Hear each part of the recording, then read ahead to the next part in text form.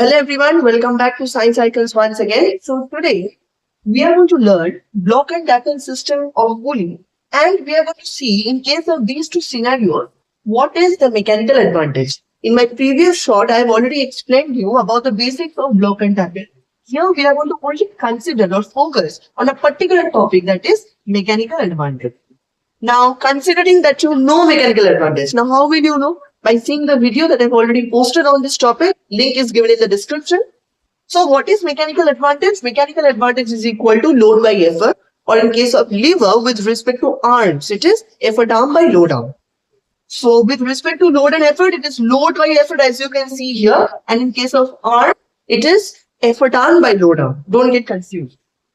Here we can see there are in total 4 pulleys in the block. In block 1 we are having 2 pulleys. In block 2 we are having 2 pulleys. That means in total load is getting supported by 4 tensional forces and the effort is getting supported by only 1 tensional force.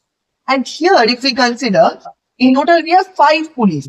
So the load is getting supported by 5 tensional forces, so 5T, and the effort is getting supported by only 1 tensional force, so E equals T. Henceforth, the load is equal to 40, E is equal to T. So mechanical advantage is equal to load by effort. So we can say 40 by T. T and T gets cancelled, and ultimately we are getting 4 as the mechanical advantage. Here also we are having 5T for the load. E is by only 1 tensional force, that is 1T. So 5T by T. T and T, that is both the tensional forces gets cancelled and we are left with 5. So mechanical advantage here comes as 5. So from here, we can actually derive a conclusion without even applying the formula, without even actually seeing that what is the load or how many tensional forces are supporting the load, we can find out. You know how? By only counting the number of pulleys. See, here we have in total 5 pulleys. Okay, 1, 2, 3, 4 and 5. Mechanical advantage is 5. Here we are having in total 4 pulleys. So mechanical advantage is 4. You take any example, you find out, you will find the number of pulleys is equal to the mechanical advantage. So what is the point in telling you so many things about the tensional forces, about load, effort?